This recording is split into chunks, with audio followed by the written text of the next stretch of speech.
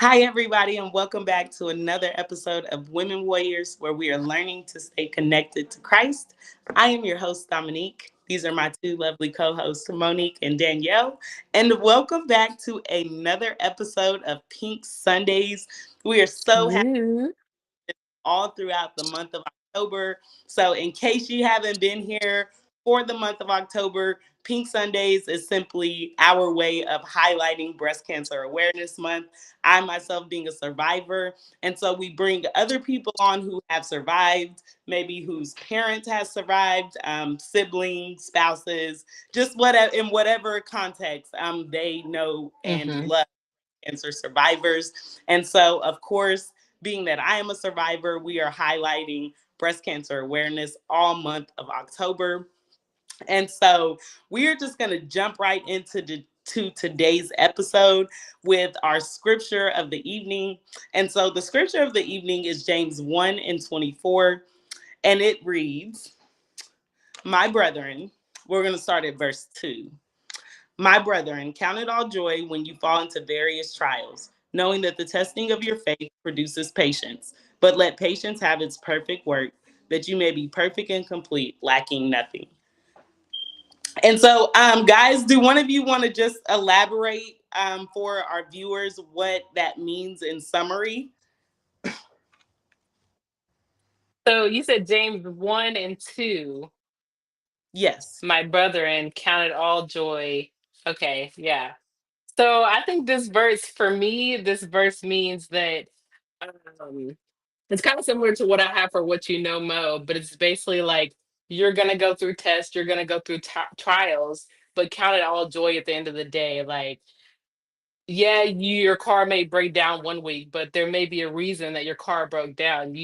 God may have been, hindering you from getting into a car accident or, something of that nature. And I think it just means like, even though you're going to go through those tests and trials, in the end, there's a reason for it happening, pretty much. I think that's a great explanation. Mm-hmm. Just in short, we do like to give a short summary for those who are maybe not as familiar with the Bible. And Yeah. so, are also going to begin with what you know, Mo. So, what you know, Mo? So what I have is kind of similar, just like I said, to the scripture that you had, but I have this quote, and it reads, "Strength doesn't come from what you can do; it comes from overcoming the things that you once thought you couldn't." And for me, this is just saying, like, I'm a big believer in taking chances. Like, don't sit on the gifts you have. Don't sit on the amount of strength you have. Go for it. Having just that small mustard seed of faith is what's going to get you through day to Yeah, day. So be confident, be bold. And if you have that gift, don't sit on it. Use it however God tells you to use it. And I think that's the way that we, can grow in our spiritual lives and we can grow in our everyday lives is just that's really the beauty of it all. Just get up and go out and be encouraged and just be motivated to do those things that you never thought you could do because in the when Neek asked me to do this podcast, what, a year and some change ago, like I would never have imagined that, I could do something like this. And here I am now. So this is just an example of get up and do it. that's good. That's good. Yeah. Get up and Yes, ma'am. Get up I and do like that. it. Get up and do it. get And I think we're getting a lot of that pressure in this season. Like, no excuse, Yeah, get up and do it, you know. exactly. And Exactly. No thank, excuses. I'm sorry. I said exactly. No excuses. Yeah, for sure. So thank God for tests and trials that continuously help us to mature in faith. And so Hmm. this week we have Raquel Randolph. She is not a breast cancer survivor, but unfortunately, her mom did pass away from breast cancer. And so we are doing an impact series this month for Breast Cancer Awareness Month. And so Hmm.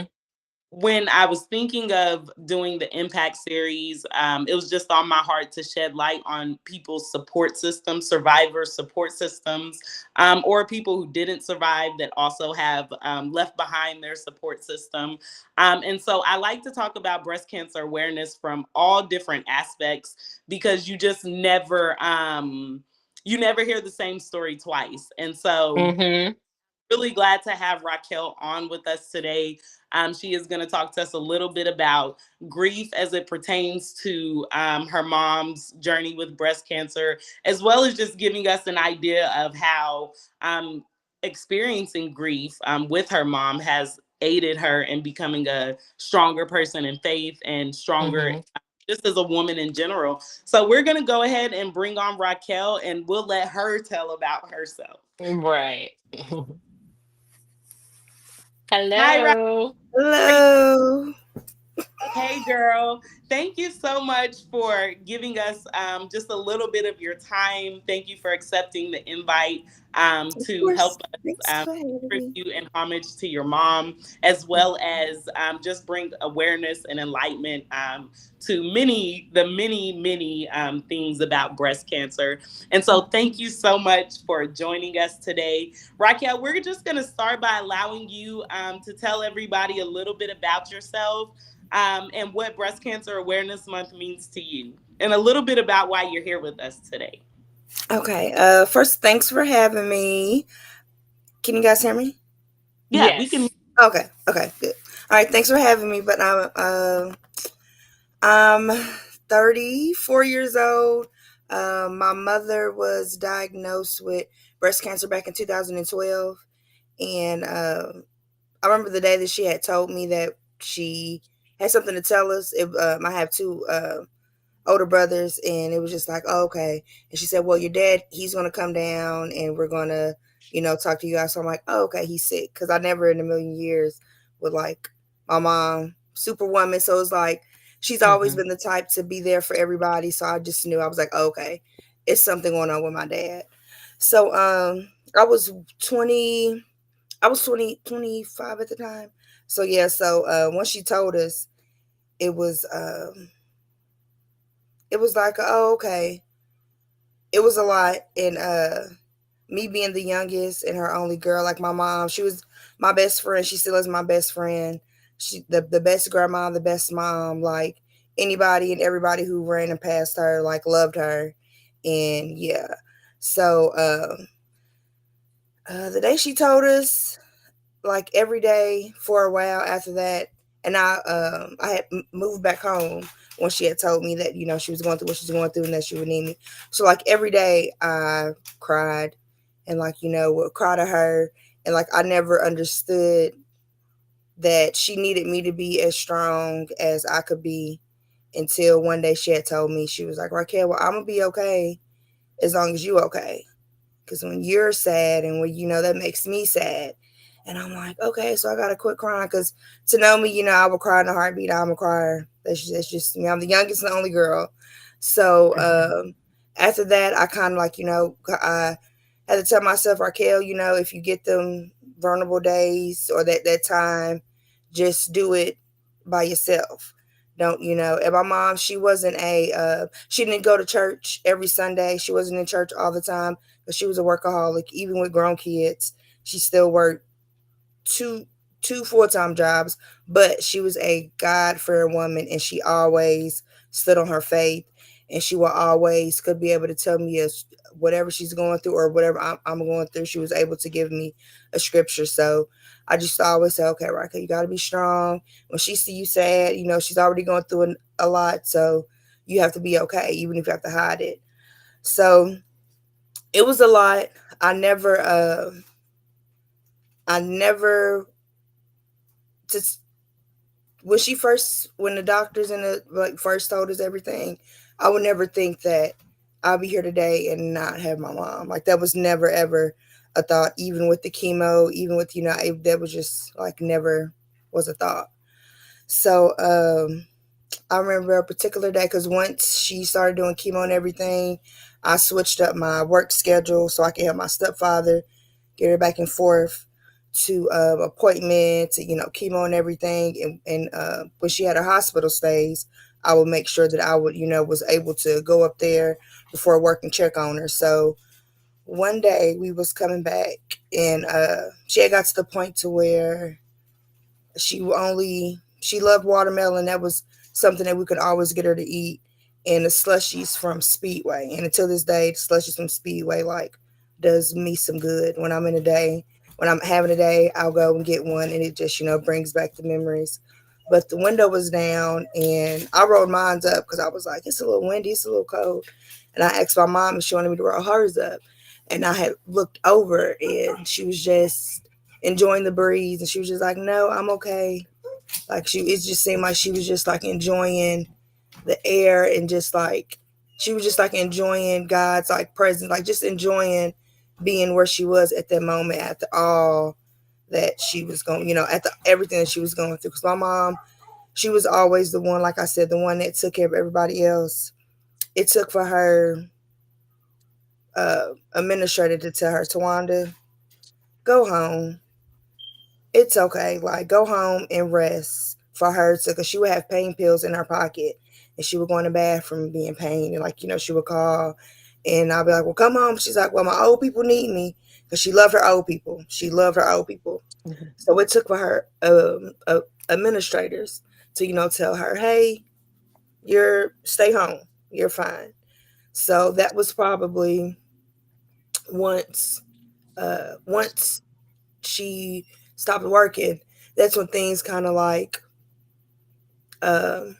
started declining. But like I said, like I would have never thought the call we got, I would have ever, you know, gotten that call. So yeah, I feel like I'm kind of like rambling, but No, You're good. that's okay. what it's for. You're doing good. So my brother, he was away. My oldest brother was away at the time, and he wasn't for sure of her her decline in a way. And I remember he had called me and was like, he was asking me like how, like exactly how she was doing, because he had noticed in her writing how her writing changed, and the letters that she was, you know, writing him, like her penmanship was changing. So, you know, I had to you know, like explain to him about you know, about like, you know, how it was and everything. And the one thing that kept me, that just kind of just kept me going, because my mom, no matter what she's always been through, like the things that I've seen my mom go through is like she's always kept a positive. It was always, you know, she always turned it into a positive. I never see her be upset about one thing on Monday, and Thursday she was upset about it still. Like she was like yeah. So that helped me because I felt like I didn't want to disappoint her. So I tried to be as strong as I could. Tried to be tried to be the one that, you know, whenever anybody need questions asked or anything, it would be me, you know, just trying to do what I can do. So yeah, so she would be proud of me, and, you know, so she wouldn't be sad because I'm sad, and, you know. Mm-hmm. So fast forward until it's like the day because my stepdad, he was always up there with her. She had a few hospital stays, and until this day, I still think my mom, what she shared with the kids, it wasn't everything that was going on with her, just because of speaking with the doctors and everything once everything happened. But and I used to be like, I wish she told me everything. But my mom, being the person that she is like she still didn't want to seem like she was being a burden. And even, you know, even in her weakest time, because speaking to a few of her friends, like she expressed that her diagnosis was a little different from what she told me, and the things that she would allow my stepfather to tell me. And I said, well, you know, but now I get it, and I appreciate it, because it's like, even though in her, you know, in her worst time, she was still not wanting to be like a burden. Like she was still wanting everybody to see that strong her, and, you know, because they got to a point to where she really we got her a walker because she would still be trying to get up. I used to work second shift as a CNA, and she would still want to iron my clothes. So we got her a walker because her mobile wise, she had she wasn't able to stand her best on her own. So in order for her to not have a fall, us be worried, I said, well, I'm gonna get a walker. So we got her that walker, and she would still be trying to cook breakfast for us, still ironing clothes. Like she's still, like I said, like up until her last day, she was still trying to, be her. So the day, it was probably like 3 or 4 o'clock in the morning, and I was going up there. She was in the hospital, and I was going up there every day before I went to work, and I would go on my way home, and I had told her that I would see her tomorrow, and it was probably about like 3 or 4 in the morning, and my middle brother, he was staying with us at the time as well too, and my stepdad had called, and he was just like, man, get up here. He's talking about a code blue, get up here. So on the way, and it still hadn't like clicked, because I'm just like, oh, okay, well, this happens all, something happens, he just calling to. So on the way, me and my brother, we're just talking, and I'm like, well, this is time to where, mommy, so we need to get along, we need to be there, we need to, whatever, we need to have her back, all like 100%. So we were just talking, when we got up there, I've never experienced I've had close nothing compared to this, and I can't remember a time to being in a room when it was like a lady. She was dressed up as like a pilgrim. Like there was at the hospital once we got there, like she was dressed like a pilgrim. And I didn't know that was the protocol and the system of how they do things I didn't know who the lady was, but she was in my mom's room, and I'm like, I kind of like shoved her out the way, because I'm like, lady, she was trying to talk to me, but I wasn't. I'm like, get out of my, like shoved her out the way, because I'm trying to, get to my mom. And when I got to her, she was, she was gone. So the lady that was dressed up, she was, she was, talking to him about stuff, and that was just like, I'm like, yeah, that was something that I wasn't prepared for at all. It was just like the whole day, just thinking about it. It was just because I was when I saw the lady, and my stepdad, he had already known that, she had passed. But I wasn't, when I saw the lady in the pilgrim in the outfit, I just kind of, shoved her to the side, like, where's my mom at? And, so that was just like that was, yeah. So, yeah. And then that's when, things, and that was she passed 17 months. She passed after being diagnosed 17 months. And yeah. Okay. So we want to go ahead and just kind of ask you a few questions or whatever. Thank you for sharing a little bit about your mom. I know that it can be emotional to just have to relive things like that, such traumatic events like that. So thank you for sharing your story. Just giving us a little bit of an idea of some of your story. So thank you for sharing. I'm going to go ahead and let the ladies jump in first with their questions. I do have some of my own as well. Okay. So I will ask a quick question. How do you think your mom's experience with breast cancer has kind of shaped your perspective on like health and wellness? Like, do you feel like you're more in tune with getting checkups and mammograms and things like that? I am. I have I have a health story that is all about. I got stuff going on, but I'm like my own advocate. That's one thing my mom did teach me, know what you're taking, know what they're doing, know what they're talking Mhm. about. If you have to ask them to put it in layman's terms, then do that. And I find myself doing that. Like I take I take my health. Being I have my nephew and my niece, so I definitely like take my health seriously. And it's because and I ask questions because my mom, she always would tell me, even before her diagnosis, when it comes to Mhm. the ask questions, know what you're taking, no, just know, be your own advocate. Mhm. And That's So good because oh, sorry, go ahead.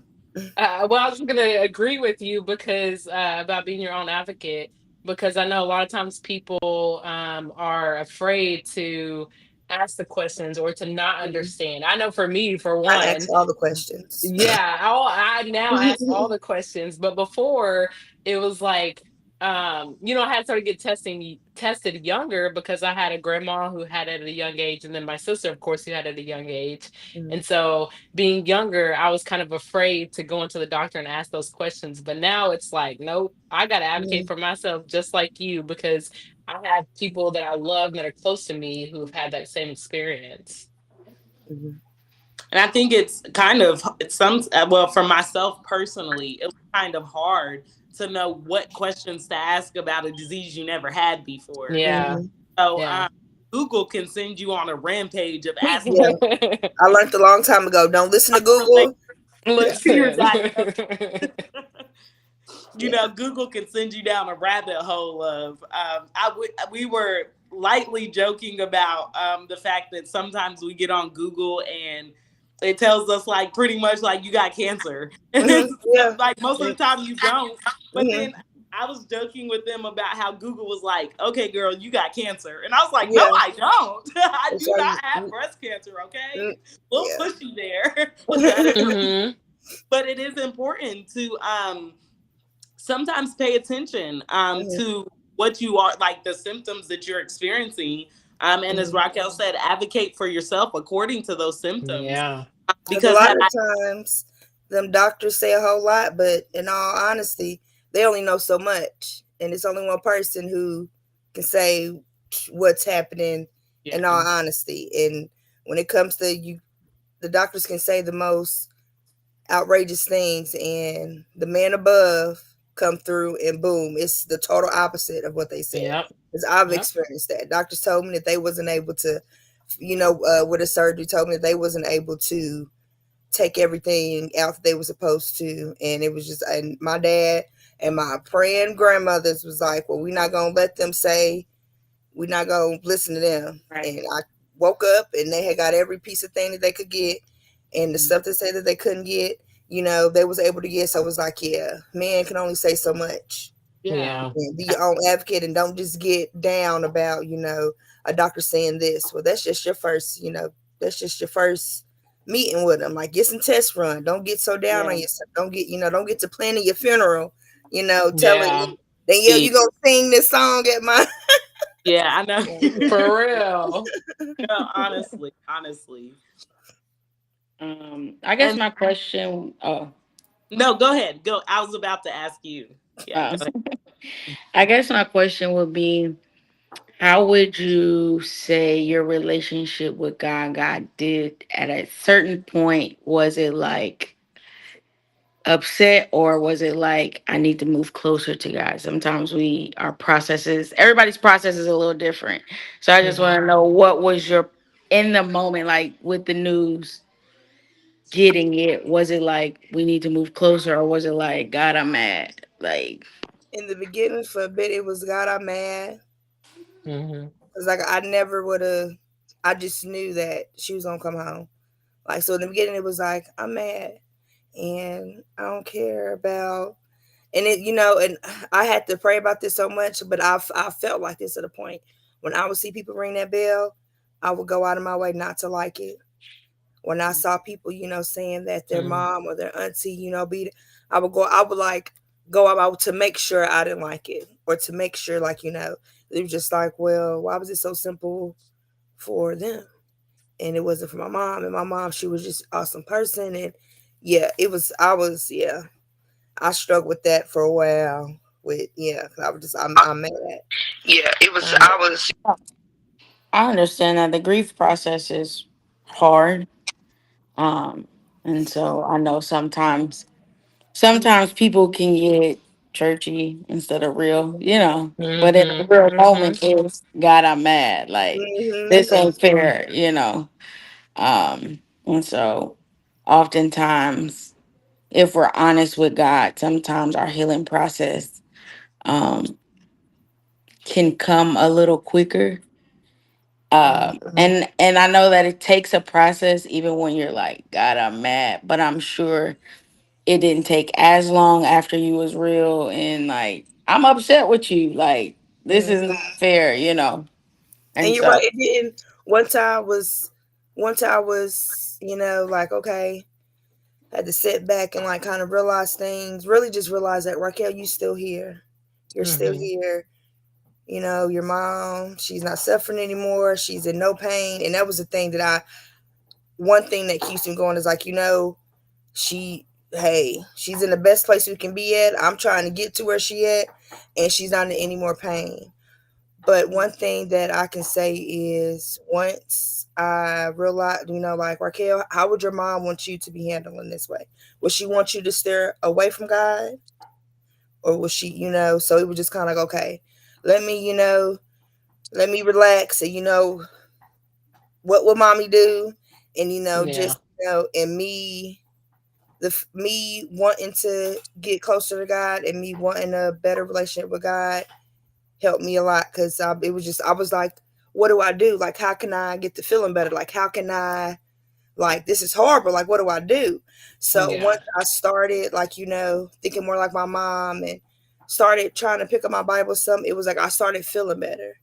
And then once I was more not comfortable, but more realizing that realizing she, that she oh, is that is me? that me? Right.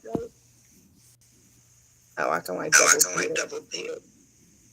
Do you guys hear You me like guys hear me twice? like twice? No. Oh, okay, I can't hear Okay, I myself can't hear myself. twice. It's kind of This weird. is kind of weird.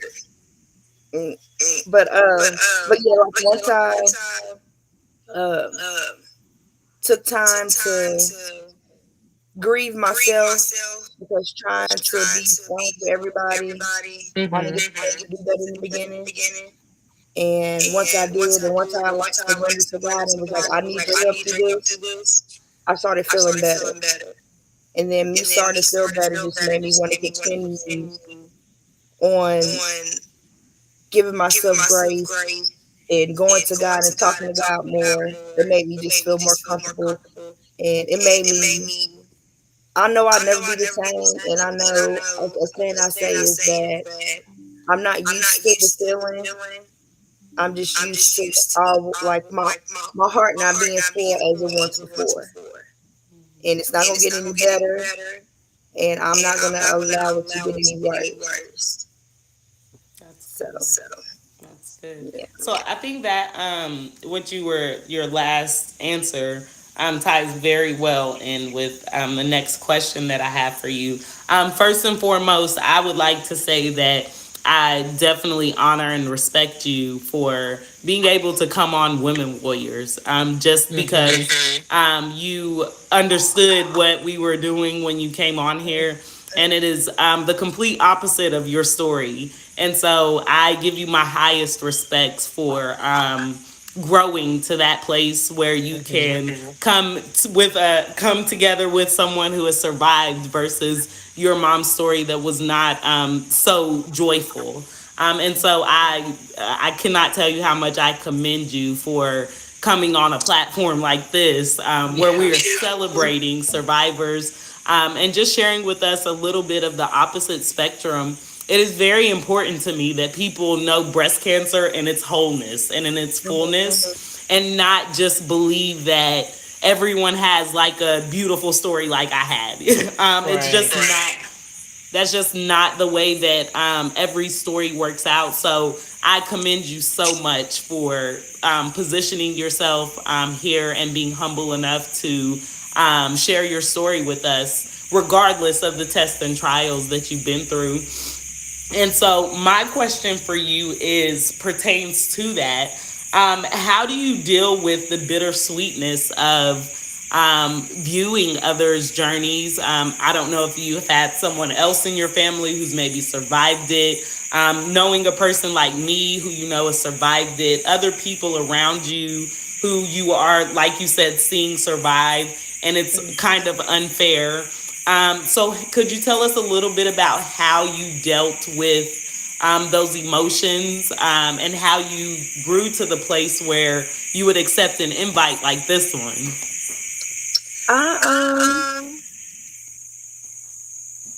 I embrace it because I look at it as yes, my mom, she passed from her diagnosis, but she also won because she's not in pain anymore.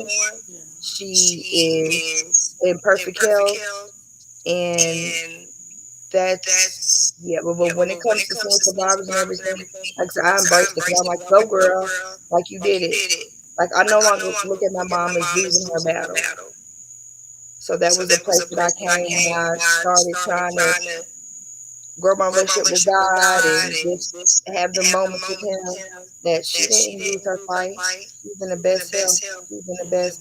When it comes to survivors and women that I've met that are going through, chemo and everything, I embrace them. I try and uplift them, and versus showing them sympathy, I try and give them empathy. I try and encourage them. And yeah, and just like how my mom was on her last last days unknown, just me being uplifting and just trying to love on them because going through it, I couldn't imagine. So And again, I'll say it's very brave of you to assume that kind of hurt and then still be determined to show others who are facing, you know, it's so brave of you. Regardless if anyone else sees it that way or not, I myself being a survivor, I think it's a beautiful thing that you have made it your personal business just to raise awareness to breast cancer. And so I have one last question, and then I'm going to let the ladies ask the questions that they have. And so in Romans 12:12, it says, be joyful in hope, patient in affliction, and faithful in prayer. What does that mean to you as it pertains to your mom and her journey, as well as your journey now, just as Raquel? your faith, your faith, and no matter what I go through, I keep my faith. That's one thing nobody can ever take from me is my faith. And I don't have to have a lot of things, but I've learned that as long as I keep my faith in God, I'll be okay. And I've been okay because I've kept my faith. And that's a lot has to do with my mom because that was her. Like I said, no matter, I can't even count on a whole head how many times I can remember her complaining about pain or complaining about her life or just like anything. So so just standing on my faith and continuing to keep my faith strong. That's how I'm here today. Amen. Well, we all know God can do it. Because in my darkest days, and I feel like I'm happy, I'm sad. Once I get over that and not do, it's like God just blesses, or it's just like my cry out, and then like how I feel afterwards. It's like, oh God, okay, so let me keep this up. Ooh, you was hugging on me and loving on me. I love that feeling. So when I go through my, days to where I'm having a day, it's okay to have them days. Just sit in at that time and get out of it and not dwell on it. That's But the good. feeling of his love just keeps me going. That's what keeps me going because it's like, okay, girl, like you remember when you was going through that and you came out of it and you felt amazing and this was happening and that was happening. I keep longing and going for that. That's good. I'm trying to tell you, Jesus will do it. A good It dose will. of Jesus will It do it will. every time. Just Just a touch the little hem of his dollop. garment. Just a little If I could dollop. just touch the hem. So I have another question for you. Um, how do you think your family's experience with breast cancer has like influenced your relationship with other people or other people in your family? Do you think you possibly value those relationships a little bit more than maybe prior? Yes, and it's kind of like a good thing and it's a bad thing because it's like once you going through that and then like one and it's like people who you have close to you, you want to love on them and you just want to love them and you just want y'all to have the best time, like relationship, and it's not reciprocated the same all the time. So I feel like once you know my mom, I've definitely gotten softer when it comes to emotions and everything, and that's kind of like it's a good thing and it's also a curse because it's like my mom was so family oriented and always wanted to do stuff. So it's like if it's not uh when I don't feel like when I don't get that back, and they be like, dang, I miss my mom. You would have been doing this and you been doing that. So yeah. Did I answer your question? Yes. Sorry, it's echoing a little bit for me on my end, so I'm trying to make sure I follow you properly. Yes, Okay. you absolutely did for sure. And I do have one more question for you, if that's okay. Um, what is the single most impactful thing that you feel like you've learned from your mother having breast cancer? Mm, with my health issues that I have, not looking like what I go through or what I've been through, Mhm. That's good. and not allowing my diagnosis stop me. I take more time to speak about my health more, but I don't let my health be a burden. Mhm. That's good because Hmm. if it were based a lot of times on how we feel Yeah. versus what we do, then Hmm. sometimes we wouldn't get a lot done. I Yeah. know even with for myself in my journey, if it were based on how I felt, well, I'm glad I had God because I wanted to personally just be done with it. Like if you're gonna Hmm. off me, then just say that and do it Yeah. because I cannot go through this anymore. Yeah. But praise be to God that He didn't let me bask in those days that I didn't feel like being alive, that He didn't let me sit in those places. Hmm. And I thank God that He did not give me what I wanted then. Hmm. A lot of times we ask Hmm. God for stuff that we really don't want. I think we just want to not experience pain. Yeah. And so, in my journey, I as well have learned maybe not so much pay attention to the thorn as you pray for strength to deal with the thorn existing, but not so much to pay attention to griping about the thorn's existence, Right. because it does make it harder to have the thorn, which is going to be there anyway because we Hmm. overcome by tests and trials. We also overcome by word of our testimony. And so, Danielle, did you have any other questions that you had for Raquel? Um, how would you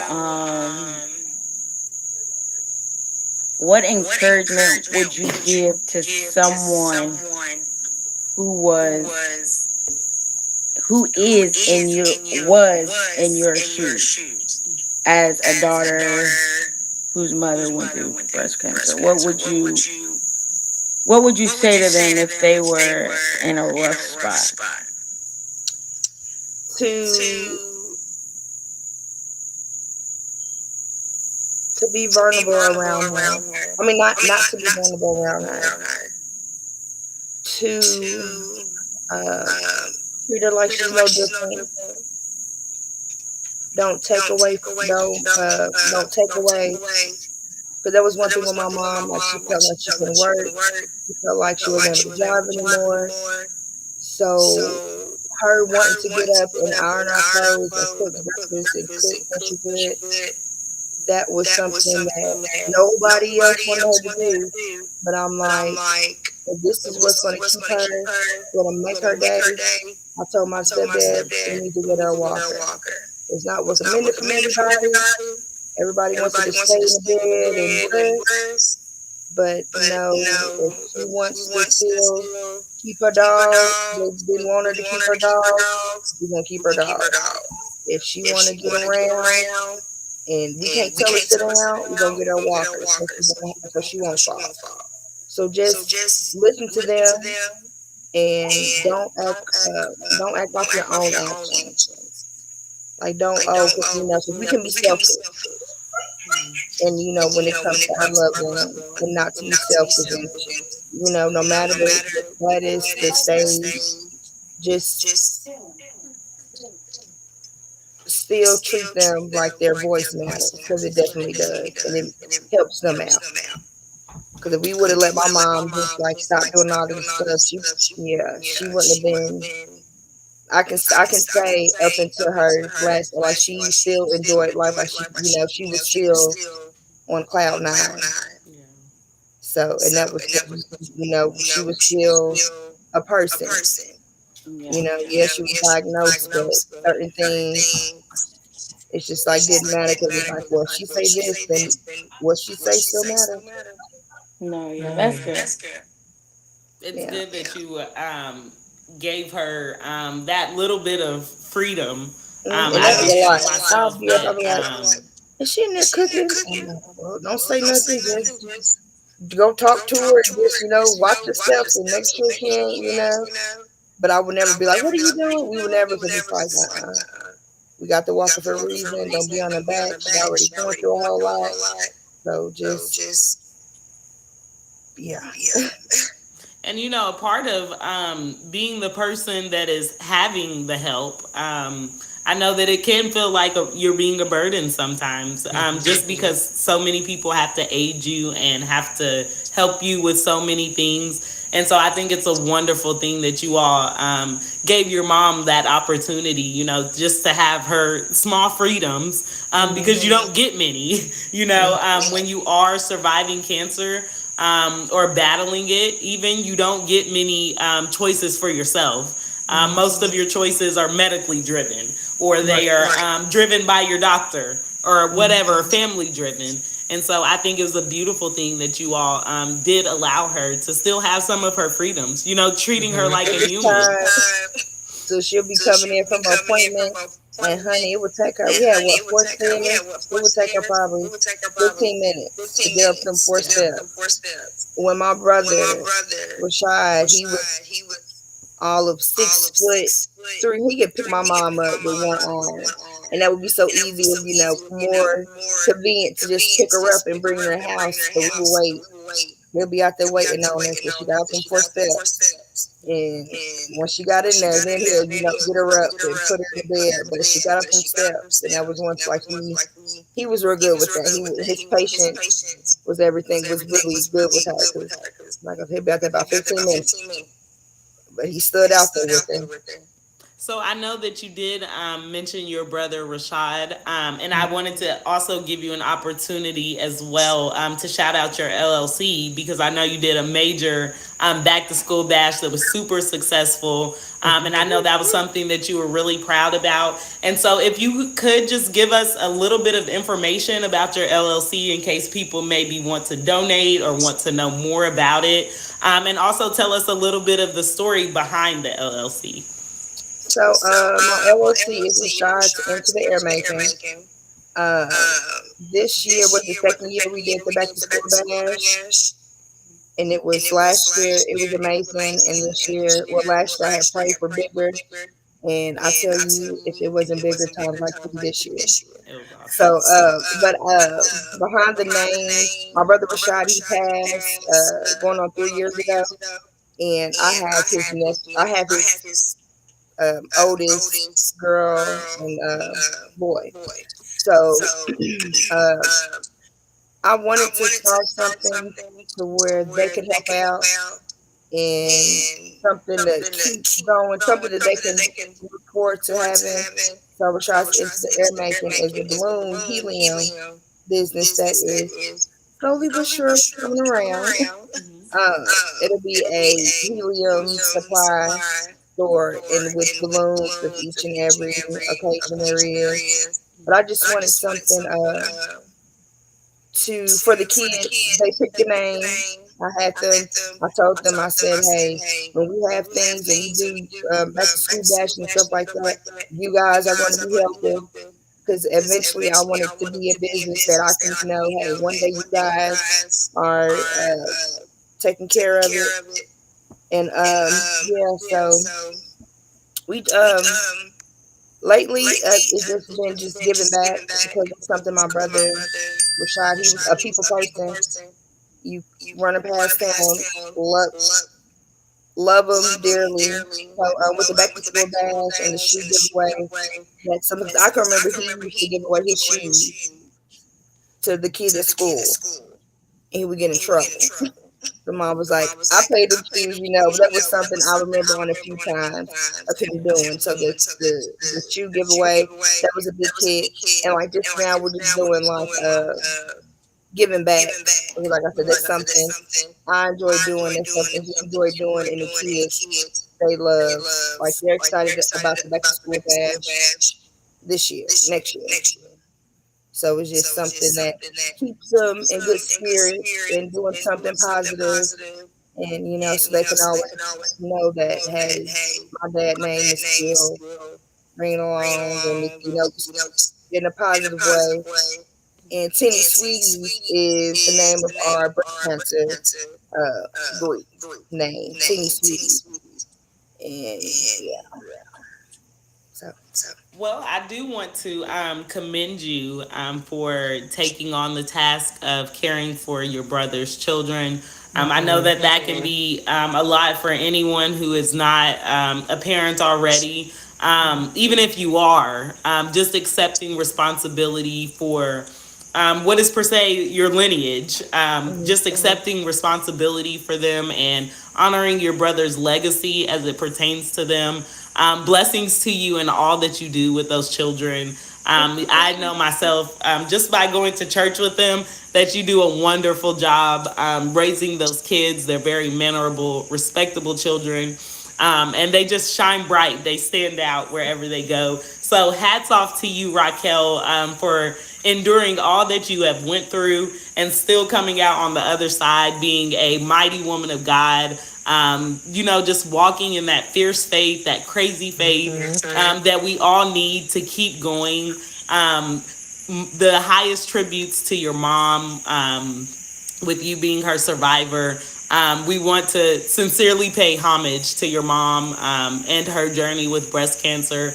And so we will say congratulations for making it to the heavenly place. Yes. You know, that we are all striving to get to. And so if we had to pick anything joyful out of that, that's what I would say pertaining to your mom. And again, all respect to you.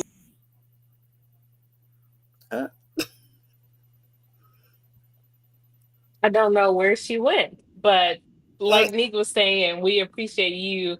Oh, there she goes. Oh, okay. I don't know. I think it was my Wi-Fi. I think it was my Wi-Fi doing whatever it does. But yeah, hats off to you, girl.